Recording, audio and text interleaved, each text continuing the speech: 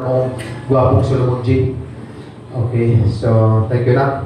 Okay, so tingnan natin, no? Sa kita na mayroon si David, mayroon siyang isang hari, isang kilalang mandirigma, isang magaling na musikero, di ba? Isang magaling manunugtog ng music tape. Pag tumugtog si David, mapapatulog ka. Tingnan mo si Hari Saul, di ba? Pag umano yung kanyang masamang espiritu, pag tinugtogan ni David, di ba? So, napagaling, manunugtog si David.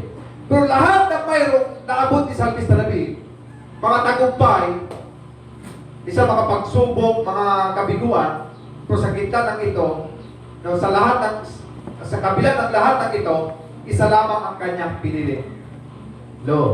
Isa lamang ang kanyang pinili. So, tingnan natin, tingnan natin kung ano yung pinili ni David.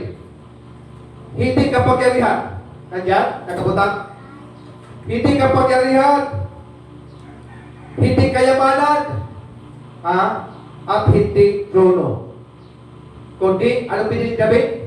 Kundi ang presensya ng Diyos. Wow.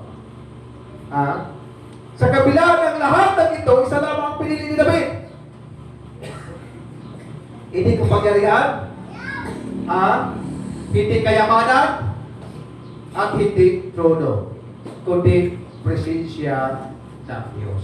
So, tingnan natin, no, ang one thing ni David. No? Number one, isang bagay, ang pinili ni David, walang ibang kundi ang presensya ng Diyos. Isang bagay ang aking hinilig, sabi niya sa English version. Basahin mo kabalik.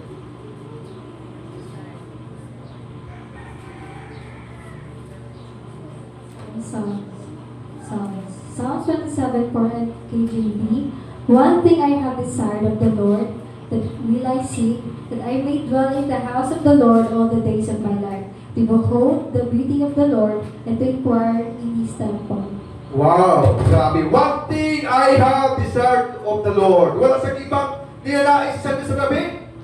Ano yung one thing na may hinanap ni David? Ano one thing na kanyang dinalais?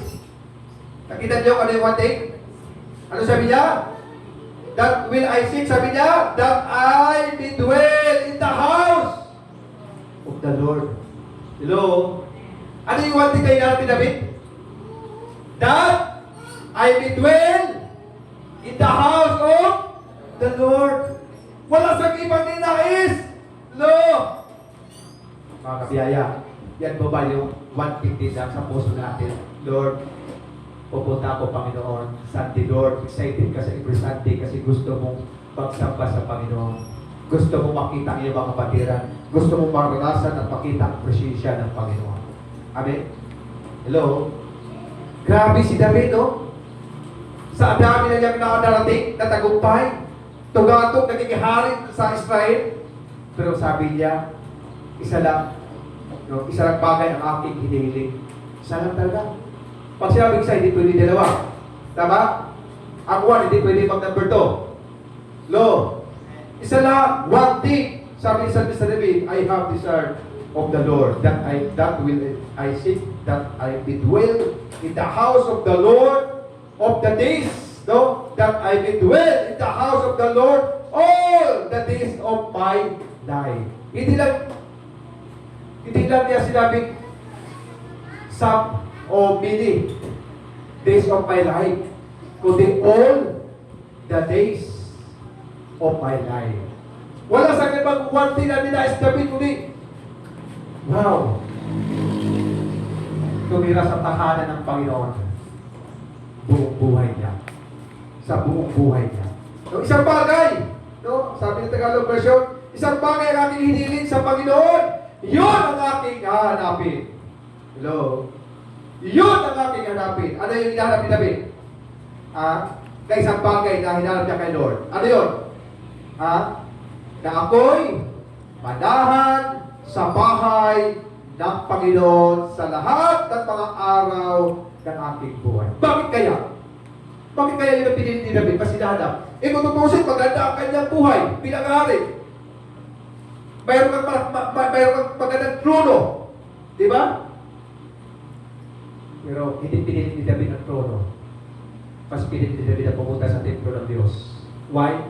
Sapagkat alam ni David na walang pinakaligtas na lugar kundi ang tahanan ng Panginoon. Amen? Alam ni David na walang ibang ligtas na lugar kundi yung nasa presensya ka ng Panginoon. Lo, kahit mahari ka, hindi ka ligtas. Kahit ano man ang tumatong sa buhay ang marting mo, hindi ka ligtas. No? Hindi mo pwede ikapasigar mo.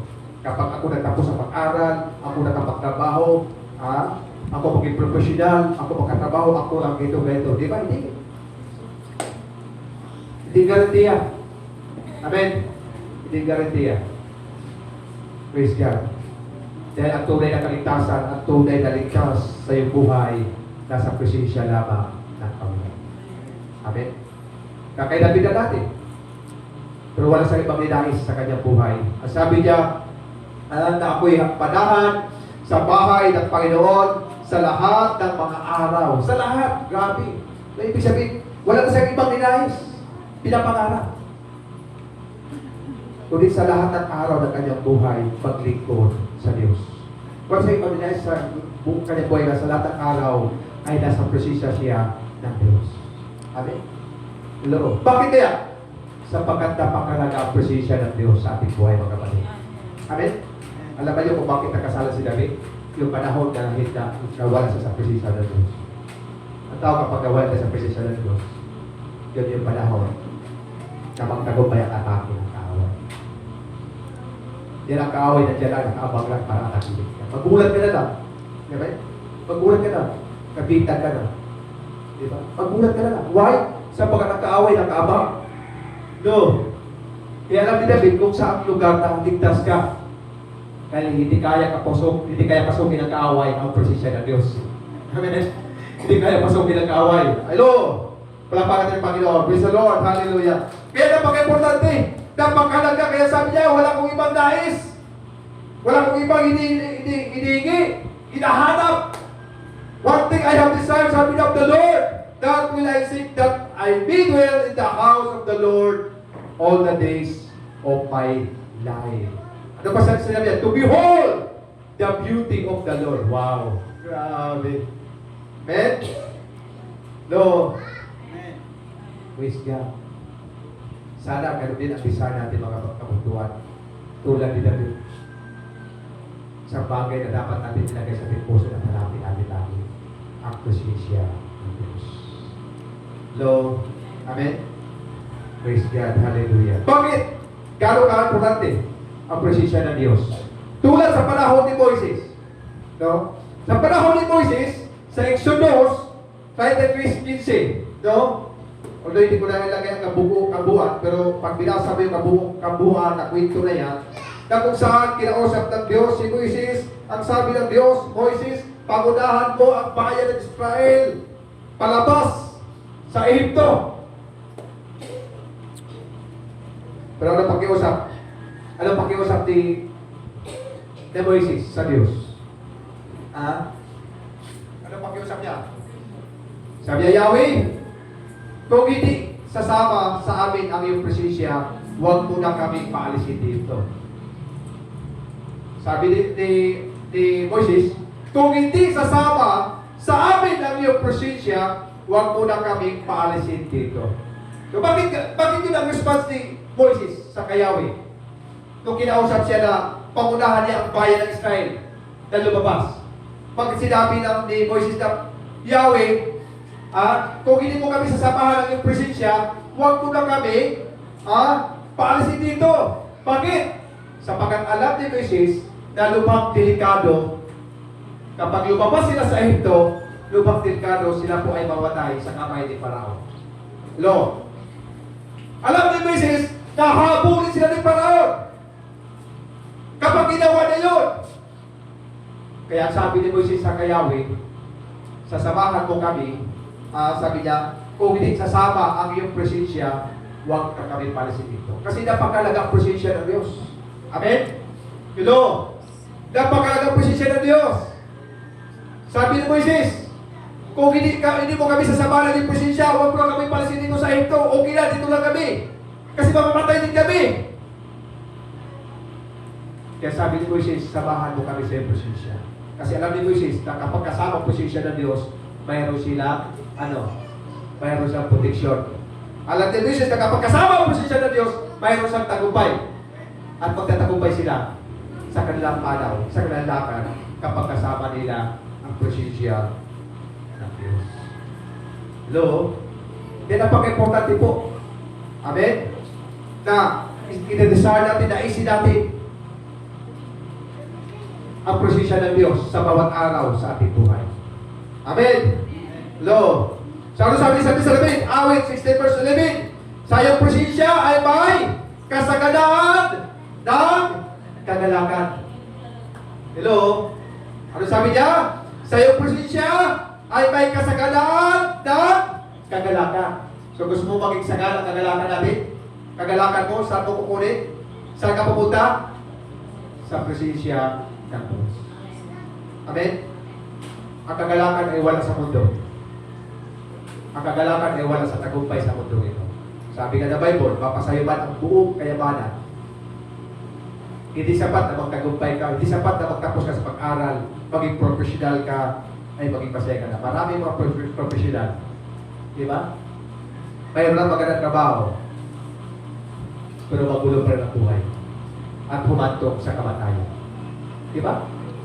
Nakarinig na ba kayo ng mga professional kung nagpakamatay? Teacher nagpakamatay? Doktor nagpakamatay?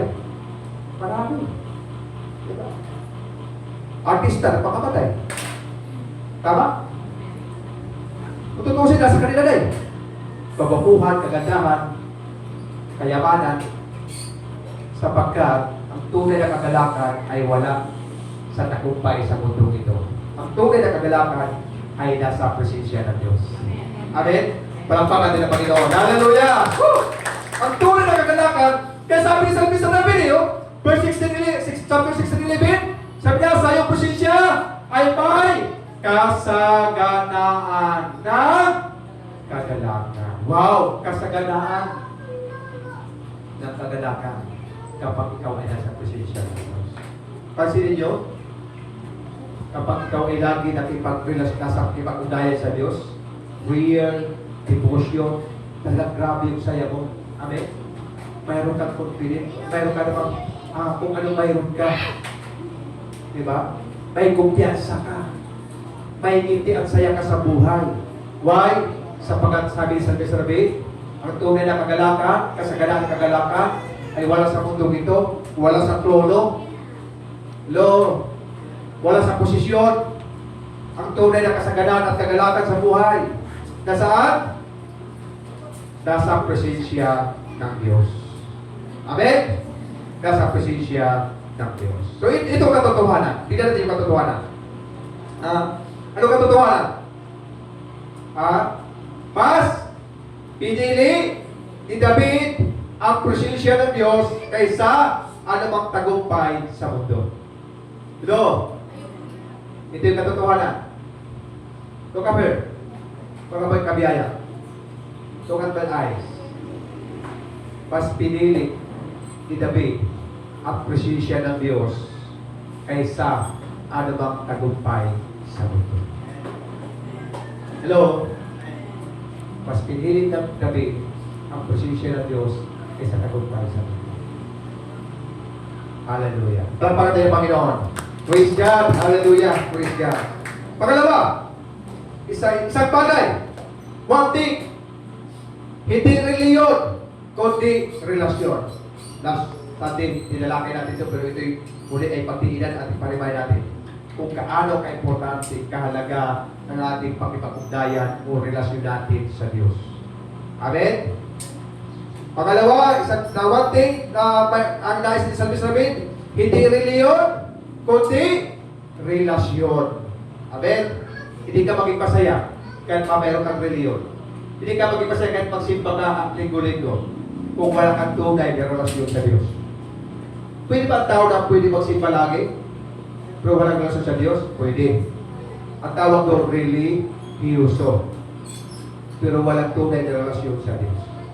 Mga kapatid. Kaya dahil sa survey, na may pakita sa atin na hindi reliyon, kundi relasyon. Ano sabi niya sa verse na to? Awit 63 verse 1. O Diyos, ikaw ang aking Diyos. Ikaw ang aking buong puso. Hinahanap. Wow, grabe. Hindi lahat ni David ang simbahan. Hindi lahat ni David ang reliyon. Ano ang hinahanap ni David? Amen? Ano ang kanyang hinahanap? Relasyon. O Diyos, ikaw ang aking Diyos. No. Marami mga tao pinagyayabang simbahan ng reliyon. Pero walang tunay na relasyon sa Diyos. Pwede ka nagsimba. Presente, kahit pa magsimba ka tuwing linggo. Pero kung walang tunay na relasyon sa Diyos, walang siya sila. Kasi napaka-importante po ang ating relasyon, pakipag-ugnayan natin. Tingnan natin, tingnan natin yung mga puso ng mga tao nakipag-ugnayan sa Diyos. Tulad ni David. Ano sabi ni David? Ano sabi ni David? O Diyos, ikaw ang aking Diyos. Lo, ikaw ang aking buong puso. Buo. Lo, buo. Hindi kalahati. Hindi 50-50 na puso. Amen? Hindi 50-50. Kundi buo na puso. Sabi ni Sir David, ang kanyang paghahanap sa presensya ng Diyos. Hello? Palakpakan ng Panginoon. Praise the Lord! Hallelujah! No? Matthew 22 verse 27. Pinapaalala ng Jesus. Ano sabi ng Matthew? 22 verse 37. Ibigin mo ang Panginoon kong Diyos na buong na buong puso. Amen? Mahalin natin ang Diyos na buong puso. Hindi kalahati. Hindi 50-50. Pag sinabing buo, totally surrender. Lord, ikaw lang ka. Good luck. Ikaw lang yung ginawa kong bigumba. Walay lahat pa. Kung ang Diyos ang imong bigumba, hindi lang sa aking presente, hindi mo pagkabuhaton ang imong pagkipag-ugnayan sa Diyos, kundi sa bawat araw. Amen? So, kapag sigala ang iyong bigumba, hindi lang sa every Sunday, once a week ka lang magpag-ugnayan, kundi sa bawat araw, nagpag-ugnayan ka sa Diyos. Sapagkat siya lang iyong mahal. Pansinin nyo, ang mga boyfriend-girlfriend. Oh, sa amin nung panahon, wala pa naman kami cellphone. Diba? Pero doon, sa aming panahon, panay sulat eh. Diba? Halos linggo-linggo, may sulat. Kasi naluluya ka pag walang sulat, dumating. Diba? Yung araw, Sister Evelyn, diba yung araw, ito sila Sister Evelyn, mga dito banda, mga puro to 90s, mga 80s, 90s. Kasi cellphone, 2,000 ang cellphone eh. Ano ang paraan sa pagpapagdaya ng araw? Sa pamagitan ng sulat. At excited ka lagi magbasa. Kahit nabasa mo na sa gabi, pag-isip mo sa baga, binabasa mo pa rin. Tama mali? Ha? Pag dumating yung sulat sa uyab, ay, binasa mo pagdating. Tapos nakalagay pa doon sa sulat na smile before. Hindi ka hindi naranasan, no? Tapos, ang sobre, pabago pang sobre. Ano yung sobre, di ba? May mga pabago. Talagang mga, hindi mo pa nabasa, masaya ka na eh. Nakangiti ka na, hindi mo pa na nabasa. Doon pa lamang sa spell before you open, masaya ka na eh. Amen. Bakit kaya? Kasi mayroon kang pagkipag-ugnayan sa pamagitan ng sulat ng iyong pinamahal. Ganun din sa Panginoon. Amen. Lo, kapag mayroon kang pagkipag-ugnayan ng Lord, mayroon kang galak, may itin ka na pag-idig, magbasa sa kanyang mga sulat. May letter si Jesus sa atin eh. Amen. Ano yung letter siya? Ano yung sulat ni Jesus sa atin? Mateo. Mateo 22:27. Ano sabi niya?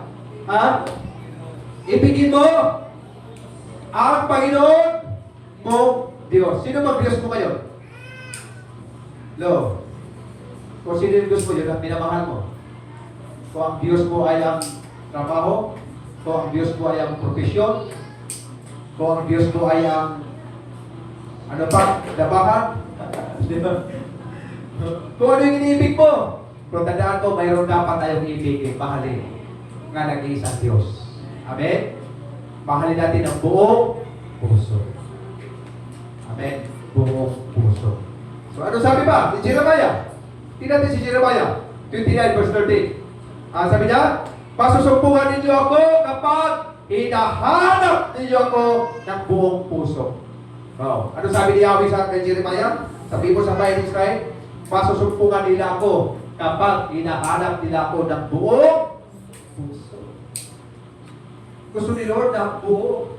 Sinuso kaya ang Diyos. Amen. Ayaw ng Diyos na may ibang katsat ka. Ayaw ng Diyos na mayroong ibang ka-message ka. Ha? Kaya bukis siya, kailangan isa lang isa chat talaga. Bro. Oo. Kasi pag nag-chat ka ng iba, magsisilos. Ng Diyos. Kapag isa lang, kausap ko. Amen? Hello? Sa buhay natin, Kristiyano, isa lang ang Diyos natin. Tama? Dapat isa lang ang Diyos na hinahanap natin ang buong puso. Isa lang ang Diyos natin pinaglilingkuran na hinahanap natin ang buong puso at ibigin natin ng buong puso. Buo. Pag sinabing buo, kompleto. Amen? Kompleto. Pag sinabing buo. So, anong katotohanan dito sa pangalawa? Anong katotohanan? Hindi natin katotohanan. Hindi ritual ang hinahabol ni David, kundi ugnayan. Ano yung ugnayan? Relasyon. Tama? Hindi ritual, hindi yung mga ano-ano pa mga ginagawa ng reliyon, ng simbahan. Ang hinahanap ni David ay ang pakipag-ugnayan sa Diyos. Sabi ko si David, ang hinahanap ni David ang pakipag-ugnayan sa Diyos. Amen? At yun din ang hanapin natin, ang pakipag-ugnayan sa Diyos. Pangatlo, ano pangatlo? Sa isang bagay, isang bagay, ang pangatlo ay sa gitna ng pagsubok, Pangatlo, isang bagay sa gitna ng pagsubok. Ano sabi ni San Mr. David? 27, ng awit, verse 1 to 3. Hindi ko na ilagay yung kumpleto. Pakibasa nga, hindi ko na ilagay ang kumpleto nito verse. Sige, basahin ka niyo, verse 1 to 3. Awit 27, 1 to 3. Mga awit, chapter 27, verses 1 to 3. Si Yahweh ang aking ilaw. Si Yahweh ang ilaw ko at kaligtasan. Sino pa ba ang aking katatakutan? Si Yahweh ang muog ng aking buhay. Sino pa ba ang aking kasisindahan? Kung buhay ko'y pagtangkaan ng taong masasama, sila'y mga kalaban ko at mga kaaway na. Mabubuwal lamang sila at mapariwara. Chapter 3. Kahit isang hukbo ang sa aking pumalibot, hindi pa rin ako sa kanila matatakot. Salakayin man ako ng mga kaaway, magtitiwala pa rin ako sa may kapal. Amen. Hallelujah. Wow. Grabe. Sa gitna ng pagsubok, ano sabi sa Mr. David? Ang Panginoon ang aking liwanag at ang aking kaligtasan. Kanino ako matatakot? Hello? Kanino tayo matatakot? Kung kasayo ang Panginoon. Hello? Ano sabi niya? Ano sabi ni Pablo? Who can be against us? Kung ano sa panig sa atin, nasa atin. Amen? Sino ang laban sa atin? Hello? Sabi ni David, sabi ni David, ang Panginoon ang aking liwanag at ang aking kaligtasan. Sabi niya, kanino ako matatakot? At sa following verse, pinapakita niya, sabi niya, kahit pa isang sa timbang gaano karami ang kanyang kaaway, di ba? Yung pinakauli? Kahit marami ang kaaway, hindi ako natatakot. Si David, sinubok kanya magipaglaban. Dagdaan ang kanyang napapatay sa labanan.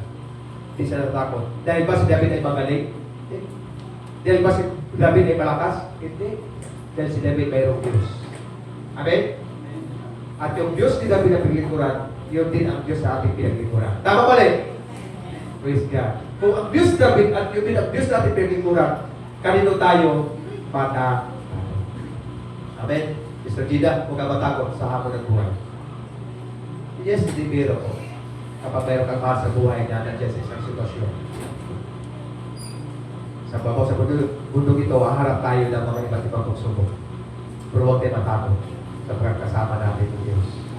ang lahat na nangyayari sa mundo ito ay mayroong panahon. Purpose. Ang malaga, huwag kang matakot sapagkat kasama mo ang Diyos na iyong pinag-ibig. So sabi ni David, kanino ako matatakot? Hindi talaga siya natatakot kasi subok na ni David sa kanyang buhay. Naranasan ni David na umarap ng leon, umarap ng mga lubo. Yung mga mabangis na hayop ay hinaharap na ni David. Higit sa lahat, hinarap na ni David ang pinakamalakas na mandirigma si Goliath. Higanti. Pero ito yung napagtagumpayan ni David. Hindi dahil si David ay malakas, hindi dahil si David ay magaling, kundi dahil si David ay mayroong isang Diyos. At yun din ang Diyos natin pinaglingkuran. Papangalan ng Panginoon. Hallelujah! Woo! Praise God! 1 Samuel chapter 30 verse 6. Ano sabi niya? Ngunit pinalakas David ang kanyang sarili sa Panginoon niyang Diyos. Wow! Saan kumukuha ng lakas si David? Hello? Saan kumukuha ng lakas si David? Sa kanyang Panginoon. Hello? Sa panahon na humarap tayo ng pagsubok, huwag tayo pumunta sa kapitbahay na marites. May problema, bisan sa mga Kristyano. Pag may problema, pupunta ka sa kapitbahay. Alam ko, ang hirap ng buhay kayo. Hindi ko lang, bakit yung buhay natin kayo? Ang kinausap ko, hindi pa na pala tayo, hindi mag-isip doon. Alam ko may Diyos ang tao dito. Akala ko may Kristo. Maging wise po tayo. Amen? May mga hapon sa buhay, may mga problema, sitwasyon, may mga kahirapan, kapurian. Dapat kay Lord tayo lumanapit. Amen? Hindi sa kapitbahay. Pero kung ang kapitbahay mo ay Kristiyano, okay lang. Amen? Yung kapitbahay mo na Kristiyano na hindi marites, titignan mo rin kung kami si marites yung nagpuntahan mo. So, may mga problema sitwasyon. Sis, baka matulungan ako ipag-pray. Ipag-pray mo ako sa problema ko ito. Diba? Si David, wala sa ibang dinapitan. Sa panahon na naghihina si David, kaya Lord siya nagpapalakas. Pero sabi ni Samuel, ang Panginoon, sa 1 Samuel 13 verse 6, ngunit pinalakas ni David ang kanyang sarili.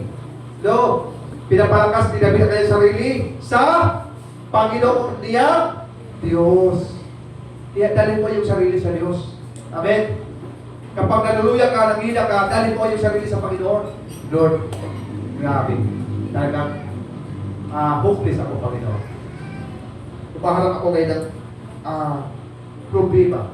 Si Lord, kausapin mo. Amen? Huwag kang maghayag ng salubin sa Panginoon. Amen? Huwag kang mahiyang lumapit sa Panginoon pagbigay ng salubin, Lord. Kailangan mo ng kalakasan mo, Panginoon. Pag hindi mo ko mapalakas, Lord, sigurado, patatalo at magagampi ako sa plano ng kaaway sa buhay ko. Si David, yun ang kanyang ginagawa. Pinapalakas niya ang kanyang sarili sa Panginoon niyang Diyos. Awit 46 verse 1. Ano sabi niya? Ang Diyos ay ating kanlungan at kalakasan. Amen? Hello? Kaya sa panahon ng pagsubok, wala kang dapat puntahan, takbuhan. Una, ang Diyos. Sapagkat sabi niya, siya ang ating kanlungan. Ano yung kanlungan? Sa waray. Kanlungan. Sandan? Sandigan? Nasa sarigan? Nasa sarigan. Siya ang ating nasa sarigan. Wala na iba. Ang Panginoon. Sa panahon ng bagsak ng emosyon mo, wala kang ibang dapat sarigan sa mga emosyon, bagsak ng emosyon mo kundi si Lord. Amen? Sa panahon ng bagsak ang emosyon mo, mentally, emotionally, physically, spiritually, sabi David, ang Diyos ang ating kanlungan. Amen? Hindi tao. Hindi si pastor. Hindi si brother at si sister. Ang Diyos. Sabi ni San David. Amen? Palakpakan ng Panginoon. Hallelujah! Praise the Lord! Ano katotohanan? No, sa pangatlo, ang katotohanan, kapag Diyos ang wanting mo, hindi ka basta matitinag ng problema. Hello? Kapag ang Diyos ang wanting mo, hindi ka basta matitinag ng problema. Amen? Kung si David ang wanting niya ay ang Diyos, ikaw, ano ang wanting mo? Amen? Kung si David ang wanting niya ay ang Diyos, ang Diyos ang kanyang wanting sa kanyang buhay, ikaw. Amen? Ano ang wanting mo? Sabi mo siya katabi, tanongin mo siya. Ikaw, ano ang wanting mo? Ano sabi niya? Ano sagot? Ano sagot sa kapitbahay mo? Ano wanting niya?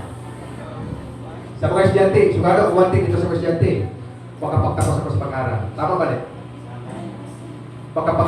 Maging professional ako. Magtapos ako. Lord, ang wanting ko, Lord, na makapagtapos sa pag-aaral. Maging professional. Lord, naging professional? Ano wanting? Pagkatapos naging professional, nagpagtapos sa pag-aaral. Ano wanting? Lord, makapagtrabaho ko, Panginoon. Pag-aaral mo rin. Di ba? Pagkatapos ka sa pag-aaral, ano wanting ko? Lord, makapagtrabaho ko, Panginoon. Tama ba rin? Lord, nakapagtrabaho ka na! Ano wanting ko? Makabili ng kotse, makagawa ng bahay, kung ano lang wanting, di ba? Pangarap ko. Lord, nakalimutan ng Diyos. Amen? Lord, nakatrabaho na! Nakalimutan na magsimba. Pastor, busy kasi overtime. Wala nang time. At totoo, may time naman talaga. Alam ni Lord na may time ka. Praise God. Mga kapatid, ano ang wanting sa buhay natin? Kahit mapapasayo pa ang mundo, sabi ni San ng Bible, masayo ang buong kayamanan sa mundo ito kung ang gusto mo. Walang sese, sabi ni San ng Bible. So, kung si David ang kanyang wanting ay ang Diyos, ikaw, ano ang wanting mo? Isang bagay, no? Panghuli, pangapa, no? Isang bagay na kailangan natin ngayon, no? Isang bagay na kailangan natin ngayon, no? O wanting sa ating panahon ngayon, tulad sa buhay ni Maria. No, tingnan natin ang Lucas.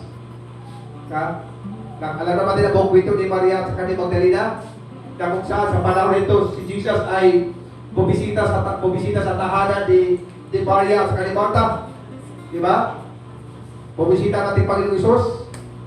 At sa pagpanahon na yun, pagkataon na yun, ang ating Panginoong Isus ay nangaral. At si Maria ay nakaupo sa paanan ng ating Panginoong Isus habang ating Panginoong Isus nangaral. Samtang si Martha ay abalang-abala sa mga gawain. Habang si Martha ay abalang-abala sa mga gawain.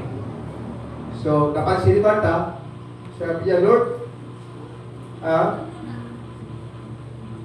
hindi mo ba na si Maria, ako, pagod na ako sa gawain na to.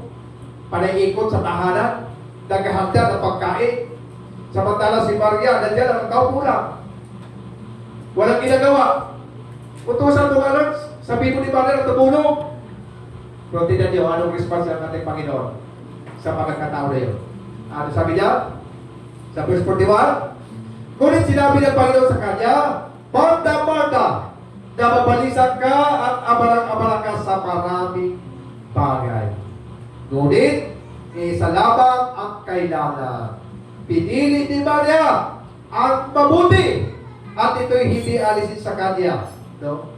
Ano yung pinili ni Maria na mabuti? Yung pakikinig sa salita ng Panginoon. Amen? Kaya pakpakan mo yung sarili ngayon sa araw nito. Pinili mo sa araw nito na makinig sa salita ng Diyos. Tulad ni Maria. Sapagkat ang realidad, tulad ni Martha, hindi po masama ang ginawa ni Martha. Hindi po masama na naghahanda. Siyempre, siyempre naghahanda si Martha ng pagkain, berida, para pagkatapos pagkatapos sa service, mayroong pagkain. Kaya ako naman, kung pagkatapos sa service, may pagkain, ang sarap doon kaya, di ba bro? Ha? May merinda. Ang kulang lang ni Martha sa panahon na yun, dahil inubos na kanyang oras. Dapat stop muna siya sa pag-ikot-ikot sa bahay, pagbutik-tik, dahil yung oras na yun ay oras na makinig, mamatik sa pulong sa Diyos. Amen? Dapat alam natin kung paano tayo pumili. Lo, dapat stop tayo pagkatlaw araw sa atin. Lo, ang lingkong ito, oras na makinig ako sa salita ng Diyos. Mamati! Dapat stop natin. Kasi binigyan tayo ni Lord na 6 na araw para magtrabaho, mabuhay. Amen? Di po masama ang ginawa ni Martha. Good. Kaso lang, ang hindi na maganda doon dahil yung panahon na yung pagkataon na yun. Mas pinilit pa ni Maria na nakaupo, no, seryoso. Kasi sabi ng kwento, si Maria ay nasa paanan ng ating Panginoon. Ibig sabihin, pag sinabing paanan, napakalapit. Amen? Hindi distance. Kapag sinabing paanan, ibig sabihin na dyan ka lang sa paanan, napakalapit. Rinig na rinig mo ang bawat hininga ng mensahe ng Diyos. Amen? Praise God. Wow. So ano yung one thing ni Maria? Ano yung one thing ni Maria? Pinili niya ang makinig sa salita ng Panginoon. Amen? Palakpakan din ng Panginoon. With the Lord. Hallelujah. Pinili niya ang makinig sa salita ng Panginoon. Si Pablo, punta natin sa Apostol Pablo, Pilipos 3, verse 13 to 15. Tingnan natin, Pilipos. Ano sabi niya? 14. Mga kapatid, hindi ko ipinapalagay na nakamit ko na ito. Ngunit, isang bagay ang ginagawa ko. Habang nililibot ko ang nakaraan at sinisikap na marating ang layunin na kong makamtan. Nagpupudagi ako patungo sa kanan upang makamtan ang katimpala ng pagkatawag sa akin ng Diyos sa pamagitan ni Kristo Jesus ang buhay na nasa langit.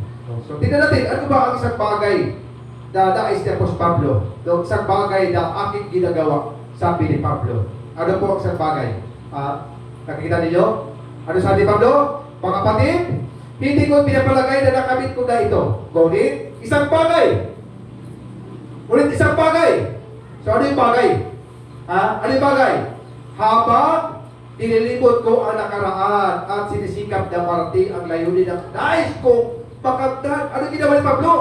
Ano sa bagay na ginagawa niya? Habang nililibot ko ang nakaraan. Hello? Dapat magkalimutan ang nakaraan? Amen.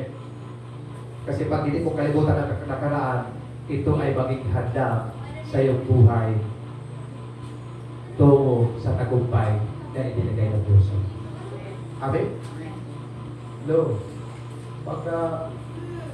Yung mga gabigo sa papuso, pag-ibig, no? Bakit kayo nakapatingin sa bro? Nagabuhan na ako bro, kaya nagabuhan na kayo. Nabis na kita bro eh. Nabis kita bro. Di po nila nakaraan. Amen. Yung mga pas sa buhay, tulad ni Pablo. Ano ba yung pas sa buhay ni Pablo? Mabuti ba buhay ni Pablo nung nakaraan? Hindi na. Si Pablo. Nabubugbog ng mga Kristyano. Pumapatay. Ganun ka salbahay si Pablo sa panahon. Pero sabi ni Pablo, kinalimutan ko ang nakaraan. Nakaraan ng buhay ko. Pag hindi mo kinalimutan ang nakaraan, magkapatintalo ka. Dapat kalimutan natin. Para saan? Sabi ni Pablo, para saan? Habang nililimot ko ang nakaraan at sinisikap na marating ang layunin ng nais kong makamtan. Amen? Kailangan kong iwanan, kalikuran ang nakaraan, kalimutan ang nakaraan para makamtan mo. Amen? Hindi ibig sabihin na hindi ka pumasa, nabigong ka, ay wala na. Sino yung presidente sa Amerika na ilang beses natalo sa eleksyon?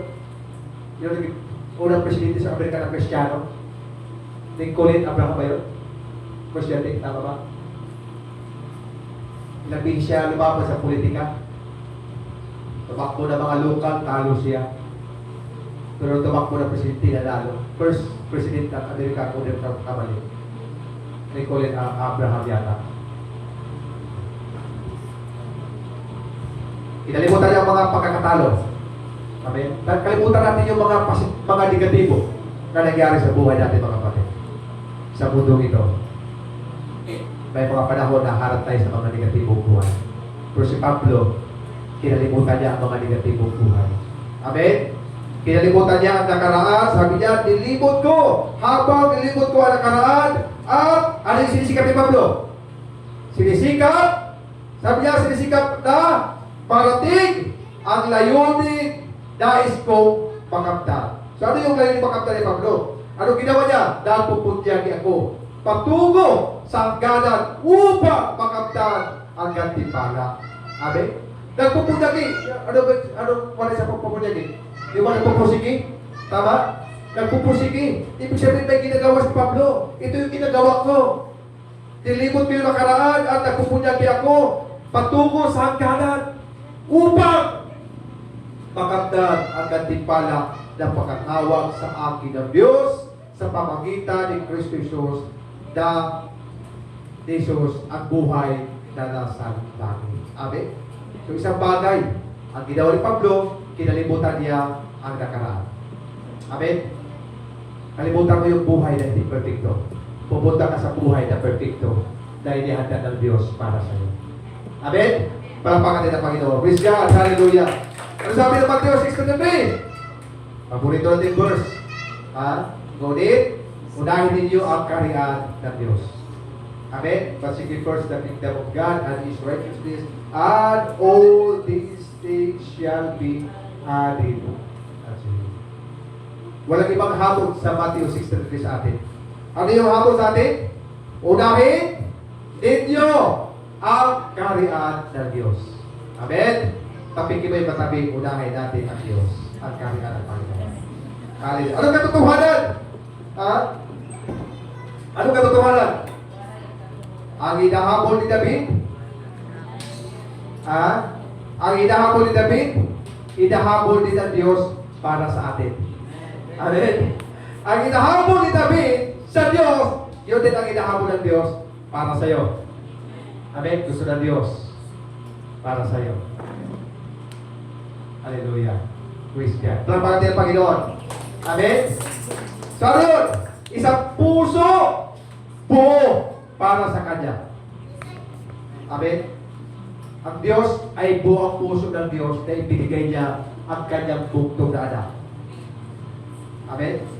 Hindi nag-50-50, hindi nagdadalawang isip ang Diyos na ipadala niya ang Kanyang bugtong na anak para sa iyo at para sa akin. Ginalabang ang pag-ibig ng Diyos, John 16. Binigay niya ang Kanyang bugtong na anak. Upang sino ba? Tumanggap o sumprataya ay magkaroon ng buhay na wala. Ayaw ng Diyos mapahamak tayo. Ayaw ng Diyos na mapunta ka sa impyerno na lugar. Gusto na din mapunta ka sa langit. Lugar na kung saan makasama mo. Kaya buo ang puso ng Diyos, ibinigay niya ang Kanyang bugtong na. Tayo kaya, buo ba ang ating puso na ibigay natin sa Diyos? Kung sa nakalipas ang walang daang taon, 50-50, 1/4 to 50. Mga kapatid, 2056 tayo. Amen? Ibigay natin sa Diyos ang buong puso. Hello? Ibigay natin ng buong puso sa Diyos. Anong habol para sa atin? Marami tayong hinihiling sa Diyos. Marami tayong hinihiling sa Panginoon. Tama ba rin? Marami tayong hinihiling sa Diyos. Pero tanong, ano ang wanting mo? Amen?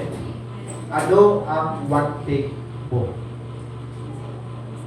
Ang wanting mo ba ang presensya ba ng Diyos? Amen? Ang wanting mo ba ay ang kalooban ba ng Diyos? Ang wanting mo ba ay ang kalodian ba ng Diyos? Hello?